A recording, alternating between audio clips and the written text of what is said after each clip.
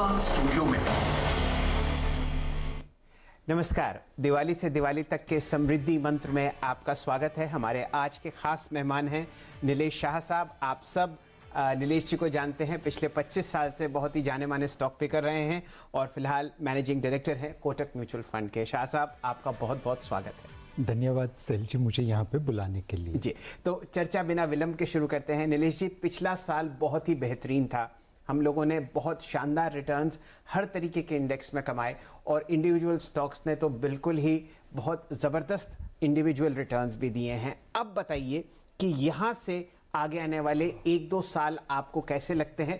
पहले एक macro trend set कीजिए, हम लोग कहाँ बैठे हुए हैं? सुशैल भाई, भारत बदल रहा है। क्या बात है। पहले अगर आप देखें तो हमारे यहाँ पे महंगाई का बहुत बड़ा मार था। अब धीरे धीरे करके महंगाई को हमने मॉडरेट कर दिया है। पहले हमारे पास एफएक्स रिजर्व्स बहुत कम होता था। आज दुनिया का चौथा लार्जेस्ट एफएक्स रिजर्व्स हमारे पास है। पहले हम फिस्कल प्रोफ्लिकेसी के रास्ते पे चलते थे, कमाते थे 100 रुपया, खर्चा करते थे 110 रुपया। अब पेंडेमिक की वजह से फिस्कल प्रोफ्लिकेसी थोड़ी है, लेकिन फिस्कल प्रूडेंस भी साथ में अपना रहे हैं। पहले हमारे पास इंफ्रास्ट्रक्चर की डेफिसिट थी। बम्बई से पूना जाना हो तो ओवरनाइट जर्नी थी। आज अगर मैं बम्बई का ट्रैफिक पार कर लिया तो बम्बई से पुणे 1.5 घंटे में पहुंच जाता हूं। जी। पहले हमारे यहाँ पे फिजिकल इंफ्रास्ट्रक्चर था। जी। आज फिजिकल और डिजिटल दोनों इंफ्रास्ट्रक्चर अवेलेबल हो गए हैं। जी। पहले क्रॉनिक कैपिटलिज्म था, कुछ लेने के लिए कुछ देना पड़ता था। आज मेरिटोक्रेसी आ गई है। जी। और इनके साथ साथ 2 सबसे बड़ी चीजें हो गई हैं। शायद मैं और आप कभी अपना बिजनेस चालू नहीं कर पाए बिकॉज आपके और मेरे पिताजी के पास उतना पैसा नहीं था कि वो हमें धंधे के लिए दे सकें। आज जो हमारे बच्चों की जनरेशन है, अगर उनके पास आइडिया है तो उन्हें पैसे देने वाले बहुत लोग हैं। अवेलेबिलिटी ऑफ कैपिटल ये एंटरप्रेन्योरशिप को निखार देगा। और जो सबसे बड़ा चेंज हो रहा है भारत में कि हम पब्लिक सेक्टर से पब्लिक प्राइवेट पार्टनरशिप में जा रहे हैं। आप एयर इंडिया की बात कर रहे हैं। एयर इंडिया देख लीजिए, और उसके पीछे पीछे BPCL, container corporation, IDBI bank, बहुत सारी कंपनीज आएगी। ये एक नींव बना देगी जिसके ऊपर भारत के तेज इकोनॉमिक ग्रोथ की इमारत खड़ी हो सकती है और वो किसी भी आप साइक्लोन बोले, झंझावात बोले, उसके सामने टिकी रहेगी। चलिए, तो ये तो आपने बहुत बढ़िया मैक्रो ट्रेंड सेट किया। अब ये बताइए, सरकार की तरफ से कौन से ऐसे 1 या 2 ठोस कदम उठाए गए हैं जो आपको लगता है कि भारतीय बाजारों के लिए आगे आने वाले 2-3 साल या उससे लंबी अवधि में बहुत बढ़िया रिटर्न्स आते हुए दिखेंगे? शैल भाई, अगर आप देखें तो 1980 में हम और चाइना एक जैसे थे। आज वो हमसे 5 गुना बड़ा हो गया। वो मैन्युफैक्चरर टू दी वर्ल्ड बन गया, हम वहाँ पे बहुत पीछे रह गए। लेकिन हमारी काबिलियत है, हम generic pharmacy to the world बने हैं, हम back office to the world बने हैं। अब सरकार ने production linked incentive scheme launch की है। एक समय था जब हम मोबाइल फ़ोन की इंपोर्ट में 8 से 10 बिलियन डॉलर सालाना लगाते थे। अब यहाँ पे मोबाइल फ़ोन बनना चालू हो गए। आज जो बन रहा है उसे आप स्क्रू ड्राइवर असेंबली टेक्नोलॉजी कह सकते हैं। बट आने वाले 3 से 4 सालों में इस मोबाइल फ़ोन की वैल्यू एड 30 से 40% हो जाएगी और हम मोबाइल फ़ोन के एक्सपोर्टर बन जाएंगे। जो मोबाइल फ़ोन में हो रहा है वो electricals, electronics, textiles, automobile, auto component, bulk trucks, APIs, toys, ऐसे बहुत सारे सेक्टर में हो रहा है। मेरे हिसाब से प्रोडक्शन लिंक्ड इंसेंटिव स्कीम ये एक ऐसा स्कीम है जिससे भारत कुछ सेक्टर्स में मैन्युफैक्चरर टू दी वर्ल्ड बन सकता है और चाइना से जो गैप है उसे नैरो कर देंगे। तो नीलेश जी, आप बहुत ही बढ़िया तरीके से भारत की बैलेंस शीट पढ़ते हैं। फिलहाल हम लोग बहुत ज़बरदस्त कंट्रीब्यूशन सर्विसेज सेक्टर की तरफ से आते हुए देखते हैं जीडीपी में। मान लीजिए 3 साल बाद आप और मैं हमेशा यहाँ बैठकर जुड़ते हैं, कितना प्रतिशत आपको मैन्युफैक्चरिंग से ग्रोथ आती हुई दिखती है जीडीपी की तरफ? अब देखिए, जब सुजुकी ऑटोमोबाइल लेके भारत में आई तो ऐसा नहीं था कि भारत में ऑटोमोबाइल नहीं बन रहे थे जी। इनफैक्ट हम पहले एशियाई देश थे जहाँ पे ऑटोमोबाइल बनना चालू हुआ था। बट सुजुकी के आने की वजह से हम ग्लोबल स्केल पे पहुंच गए। पहले 10 साल वेटिंग पीरियड था स्कूटर या गाड़ी लाने के जी, लिए। एक बेटी का बाप हमेशा यही सोचता था दहेज में बजाज स्कूटर देने के लिए कब बुकिंग करूं। और आज ऑटोमोबाइल क्षेत्र मैन्युफैक्चरिंग जीडीपी में 1/3 से ज्यादा कंट्रीब्यूशन देता है। एक ही सेक्टर ने आके भारत की जीडीपी को बदलाव कर दिया। अब आप सोचिए पीएलआई के तहत 13 सेक्टर्स ऐसे हैं जिनको सपोर्ट मिल सकता है।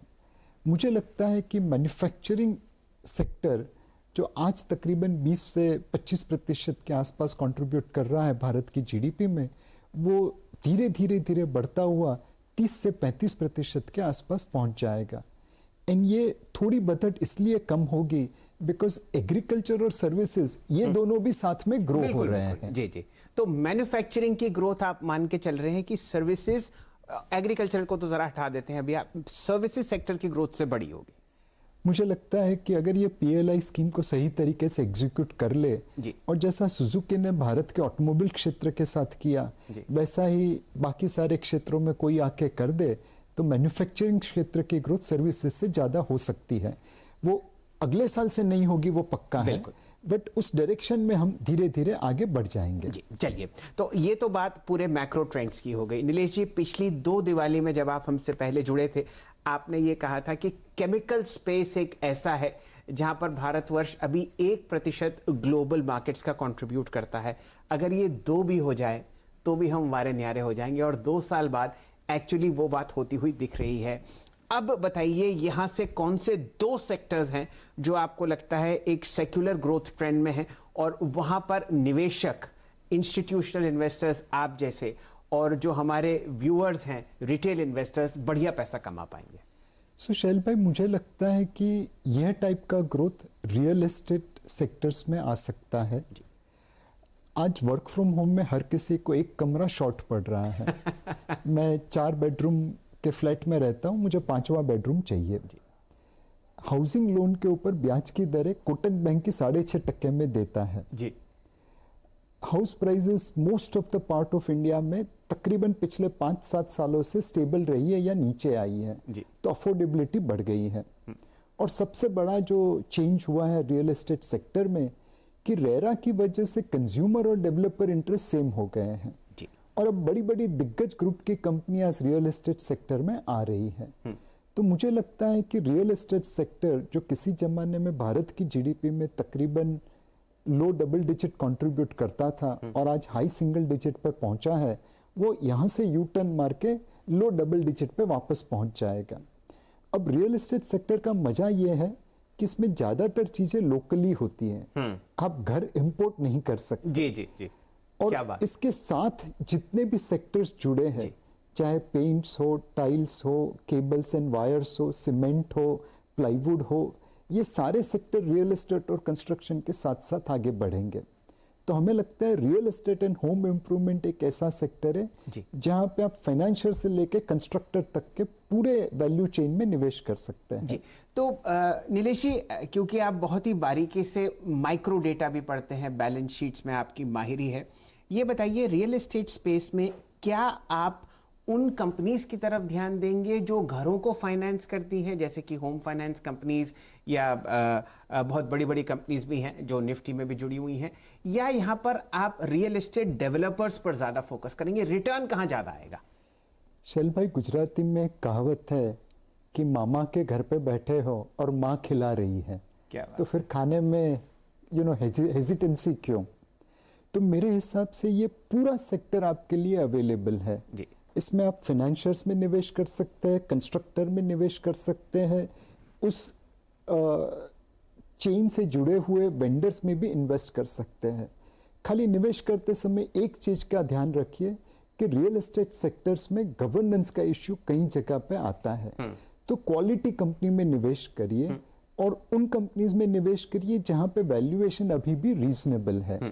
कुछ कुछ कंपनीज इस सेक्टर में ऐसी है जो अपने फंडामेंटल से बहुत आगे ट्रेड कर रही है, तो उनको अवॉइड कर दीजिए। अच्छा, चलिए, तो यहाँ पर आप 5 या 7 साल की वैल्यूएशन जोन देखेंगे और उससे डिसाइड करेंगे कि भाई कौन ऊपर है, उससे ज़रा परे। एब्सोल्युटली। चलिए, ये तो बात रियल एस्टेट स्पेस की हो गई। नीलेश जी, आप बाजार से लगभग 3 दशक से जुड़े हुए हैं और 80 और 90 के दशक में भारत का जो मैन्युफैक्चरिंग बेस था वो स्टॉक मार्केट में बहुत अच्छा रिफ्लेक्ट करता था। उसके बाद प्राइवेट सेक्टर बैंक्स आए, फिर आईटी कंपनीज आई, तो हमारा रुझान सर्विसेज सेक्टर की तरफ जाता हुआ दिखा। अब हम एक ऐसे पायदान पर खड़े हुए हैं जब एक इंडस्ट्रियल साइकिल आपको बढ़ती हुई दिख रही है, नए नए प्लांट्स अनाउंस हो रहे हैं। क्या ये भी अगले 2-3 साल के लिए ट्रेंड रहेगा कि उन कंपनीज की तरफ ध्यान दिया जाए जो ओल्ड इकोनॉमी थी? डेफिनेटली शैल भाई, ये जो इंडस्ट्रियल रिलेटेड कंपनीज थी, उन्होंने पिछले 5-6 सालों में तो बहुत ही कठिन परिस्थिति का सामना किया। तो अब जो मतलब बच्चे हैं वो फाइटिंग फिट है, उन्होंने अपनी कॉस्ट को काफ़ी कंट्रोल कर लिया है और अब उनके लिए पूरा मैदान सामने है। एक्सपोर्ट्स मार्केट में उन्हें अपॉर्चुनिटी मिलेगी। दूसरी चीज़ है, लोकल में गवर्नमेंट स्पेंड कर रही है, गवर्नमेंट के पास फिस्कल स्पेस है पैसा खर्चा करने की। और तीसरा, प्राइवेट सेक्टर निवेश अब चालू हो रहा है। चाहे सीमेंट सेक्टर देखिए, स्टील सेक्टर देखिए, शुगर सेक्टर देखिए, वहाँ पे निवेश आगे बढ़ने लगा है। तो मुझे लगता है कि पिछले 5-10 सालों का जो अंडर परफॉर्मेंस इंडस्ट्रियल कंपनीज का है वो आने वाले 2-3 सालों में कवर हो जाएगा। इन कंपनीज के पास अब वॉल्यूम्स बढ़ेगा, मार्जिन बढ़ेगा और इन्वेस्टर्स की एक्सपेक्टेशन से ज़्यादा ये पैसा बना पाएंगे। इसमें सिर्फ एक चीज़ का ध्यान रखना है, इंडस्ट्रियल कंपनी सर्विसेज की तरह नहीं है। वहाँ पे रिजल्ट्स सेक्युलर लीनियर नहीं आते, वो लंपी आते हैं। तो आपको वो लंपीनेस का ध्यान रखना पड़ेगा। जी, चलिए, तो ये तो 2 सेक्टर्स आपने अगले 2 या 3 साल के लिए हमारे दर्शकों को बताए, रियल एस्टेट एंसिलरीज और उनकी जितना भी फाइनेंसिंग आर्म है, और इंडस्ट्रियल स्पेस जहां पर हम लोग बहुत फेरबदल आते हुए देख रहे हैं। नीलेश जी, सिर्फ और सिर्फ अगर निफ्टी को देखें तो हम लोगों ने पिछले 18 महीने में 8,000 से निफ्टी 18,000 तक जाते हुए देखा। अगले 2 साल में कौन कौन सी ऐसी चीज़ें हैं जो आपको बाजार में होती हुई दिख रही हैं? इतने बढ़िया रिटर्न दिलवा दीजिए अगले साल, तो फिर वारे न्यारे हो जाएंगे। मेरे हिसाब से शैल भाई, जो रिटर्न हमने पिछले 18 महीनों में देखा वो आने वाले 36 महीनों में भी शायद नहीं मिलेगा। 8,000 से 18,000 की जर्नी एक चीप मार्केट से फेयर वैल्यू मार्केट में हुई। अब मार्केट अपनी फेयर वैल्यू के आसपास पहुंच चुका है, तो एक आपको रिटर्न की एक्सपेक्टेशंस बहुत कम करनी पड़ेगी। बट दूसरे एसेट क्लास के सामने फिर भी इक्विटी में ज़्यादा रिटर्न छूटेगा। दूसरा, आपको वॉलेटिलिटी के लिए प्रिपेयर होना पड़ेगा। कुछ हद तक आप ये कह सकते हैं कि पिछले 18 महीने की बैटिंग पिच थी भारत की पिच की तरह, जहाँ पे आप आसानी से रन बना सकते थे। अब आप बॉलिंग पिच पे जा रहे हैं, यहाँ पे बॉल टर्न होगी या स्किड होगी या शूट होगी, एंड आपको संभल के खेलना पड़ेगा। सो रिटर्न की एक्सपेक्टेशन कम कर दीजिए और वॉलेटिलिटी की एक्सपेक्टेशन बढ़ा दीजिए, and be ready for the next 36 months market. अच्छा, चलिए, ये बात भी बिल्कुल पक्की हुई कि 80% रिटर्न नहीं आ रहा। चलिए, कोई बात नहीं। अब ये बताइए नीलेश जी, बाजार को 2 हिस्सों में बांटिए। हमारे देश का जो सबसे बड़ा इंडेक्स है वो है NSE 500, और वहाँ पर अनेक तरीके की कंपनीज हैं, बहुत अच्छी, जहाँ पर आपको प्रोफेशनल मैनेजमेंट्स दिखते हैं, बहुत अच्छे, जहाँ पर फ्लोट्स बहुत अच्छे हैं, विदेशी निवेशक आके निवेश करते हैं, आपके फंड्स वहाँ पर स्टेक लेते हैं, रिटेल इन्वेस्टर्स भी जुड़ते हैं। कोई ऐसे 2 हिस्सों में आप इस NSE 500 को बांटना चाहते हो जहाँ एक जगह लाल झंडी हो और एक जगह हरी झंडी? यस शैल भाई, आज मार्केट में कुछ ऐसी जगह है जहाँ पर लाल झंडी दिख रही है जी। कुछ स्टॉक ऐसे हैं जहाँ पे बिजनेस बहुत अच्छा है, उनके बिजनेस से, मैनेजमेंट से कोई शिकायत नहीं, बट बिकॉज उनका फ्लोटिंग स्टॉक बहुत कम है और वो फ्लोटिंग स्टॉक कुछ कॉन्सेंट्रेटेड हाथ में है, तो उन्होंने कुछ भी भाव छाप दिया है। उस वैल्यूएशन पे अगर आप पीछे देखें तो बहुत अच्छा रिटर्न दिखता है, आगे देखें तो मुझे नहीं लगता कि इन स्टॉक्स में आने वाले 1.5-2 सालों में कुछ रिटर्न बनेगा। दूसरी, एंड ये हर बुल मार्केट में हमने देखा है कि कुछ पेनी स्टॉक्स होते हैं जिसमें न बिजनेस होता है न कोई फंडामेंटल्स होते हैं, बट दाम आसमान को छू जाते हैं।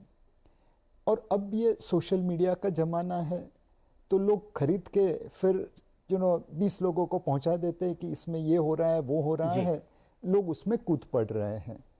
तो NSE 500 में तो ये टाइप की बगैर फंडामेंटल की कंपनीज बहुत कम है, बट बिलो 500 प्रोबेबली 25 से 30% मार्केट ऐसा है जहाँ पे बिजनेस फंडामेंटल यहाँ पे है और वैल्यूएशन वहाँ पे है जी।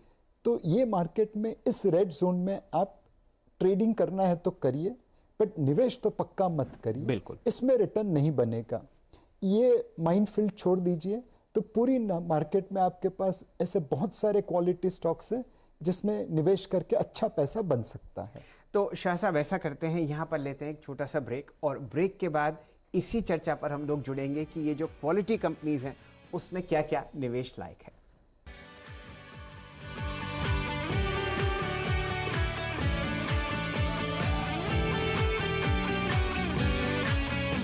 आपकी सेहत से हमें है सरोकार, उचित अस्पताल चुने।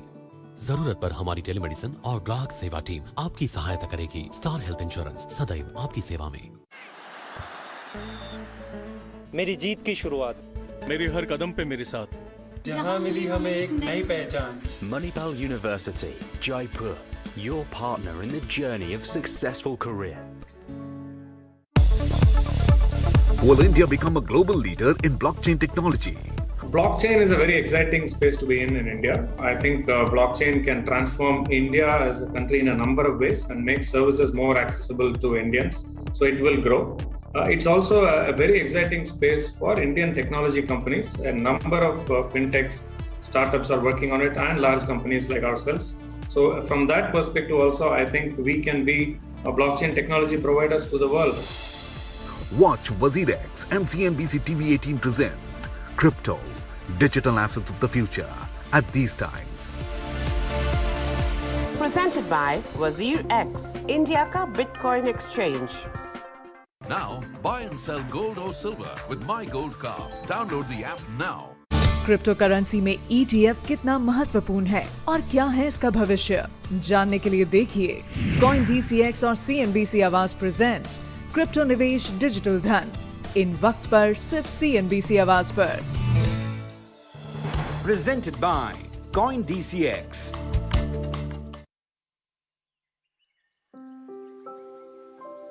मैं शाइना, दिल्ली गवर्नमेंट स्कूल की एक स्टूडेंट। मुझे आपकी एक हेल्प चाहिए। एक्चुअली माँ और बापूजी चाहते हैं कि मैं आगे और पढ़ाई करूं, पर वो खुद नहीं पढ़े हैं ना, इसलिए मेरी हेल्प चाहकर भी नहीं कर सकते। इसलिए एक बड़ी बहन चाहिए, एक बड़ी बहन चाहिए जो मुझे समझे, मेरे सारे कंफ्यूजन्स को दूर कर दे, जिससे ना मैं फ्री होकर अपने सारे डाउट्स पूछ सकती हूँ। और यही मिस करती हूँ मैं एक बड़ी बहन को। तो क्या आप बनोगी मेरी बड़ी बहन? मुझे मेंटोर करोगी? शाइना जैसे हजारों बच्चे हैं जिनकी आप हेल्प कर सकते हैं। दिल्ली के सरकारी स्कूल तो शानदार हो गए, नतीजे भी बहुत अच्छे आने लगे हैं, पर अब इन बच्चों को बड़े भाई की जरूरत है, बड़ी बहन की जरूरत है, इन्हें आपकी जरूरत है। आप किसी बच्चे के मेंटर बनेंगे? बस रोज 10 मिनट एक बच्चे से आपको फोन पे बात करनी है, उसे गाइड करना है। याद रखिए, आप केवल एक बच्चे के भविष्य को नहीं संवार रहे, आप देश का भविष्य बना रहे हैं। दिल्ली गवर्नमेंट के मेंटरशिप इनिशिएटिव देश के मेंटर से जुड़ने के लिए 750004 पर मिस्ड कॉल दें।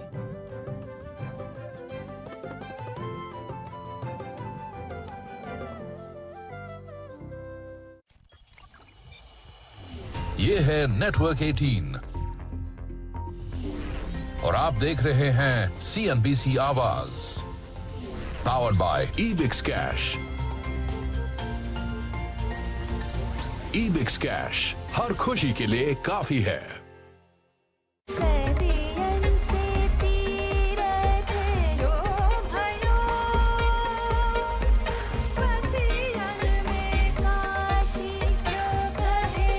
Dive into the divinity of Kasyap, an exquisite jewelry collection inspired by the beauty of Banaras. Reliance Jewels. पढ़ता है, खेलता है, झूलता उछलता है, दौड़ता कभी कभी दौड़ कराता है, आगे आगे बढ़ता है इंडिया, अमूल दूध पीता है इंडिया।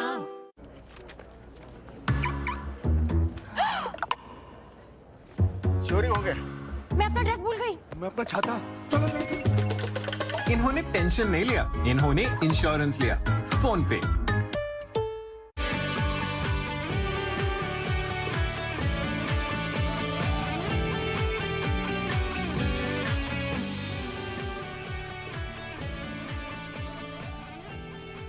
आपका स्वागत है। दिवाली से दिवाली तक समृद्धि मंत्र में चर्चा चल रही है नीलेश शाह साहब से। आप हैं managing director Kotak mutual fund के। शाह साहब, अभी तक आपने एक बहुत बढ़िया रोड मैप सेट किया, अब ज़रा स्टॉक पिकिंग पर बात करते हैं।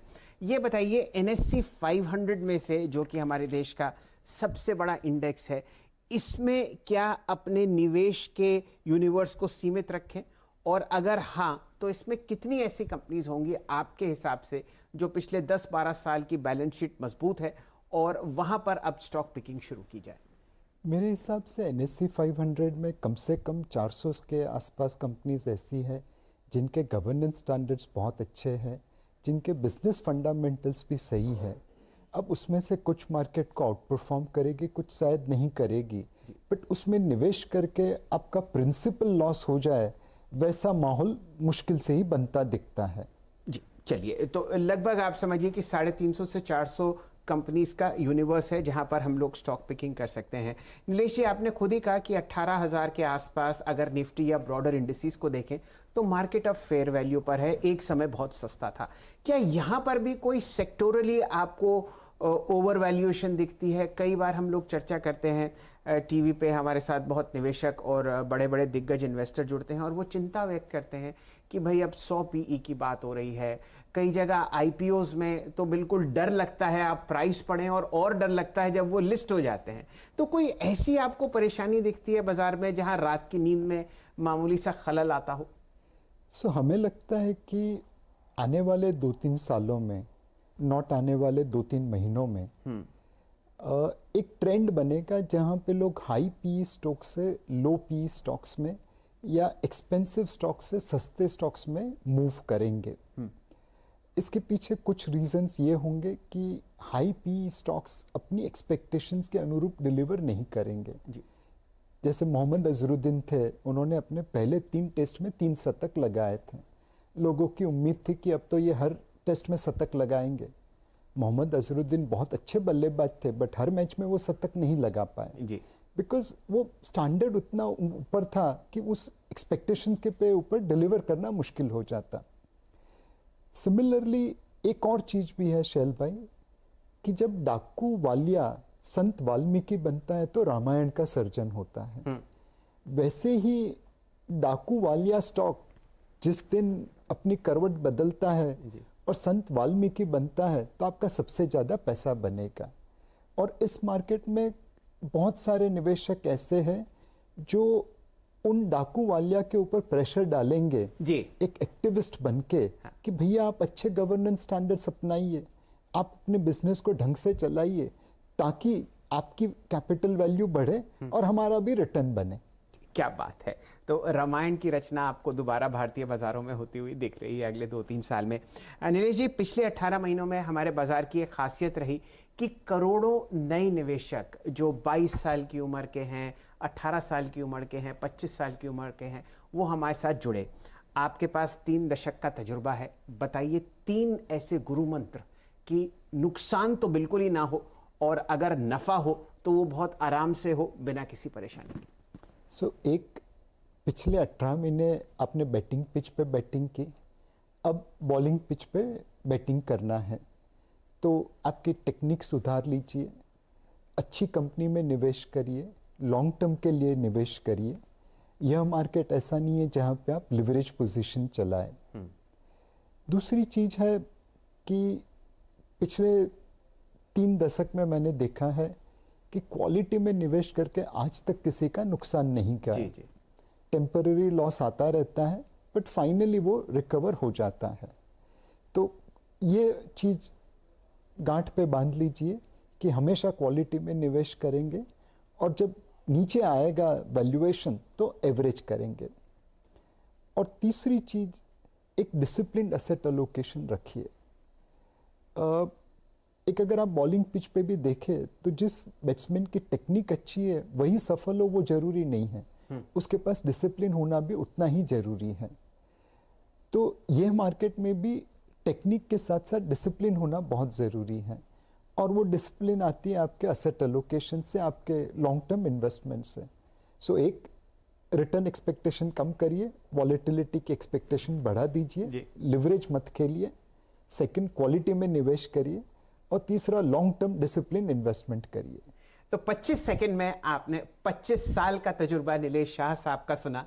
इसको बार बार सुनिए और कोशिश कीजिए कि जो आप बैटिंग कर रहे हैं ये आपके ना सिर्फ दिल में बल्कि इस जहन में भी उतरे। आप हमारे साथ जुड़े, आपका बहुत बहुत शुक्रिया नीलेश जी। आपको, आपके पूरे परिवार को और कोटक म्यूचुअल फंड के लाखों निवेशकों को सीएनबीसी आवाज़ की तरफ से दिवाली की बहुत बहुत शुभकामनाएं। थैंक यू शैल भाई। सीएनबीसी के सारे दर्शकों को दिवाली की ढेर सारी शुभकामनाएं जी। और मैं उम्मीद करता हूं जो रिटर्न हमने पिछले 18 महीने में कमाया कम से कम 36 महीने में भी आ जाए तो भी नैया पार लग जाएगी। आपका धन्यवाद। धन्यवाद।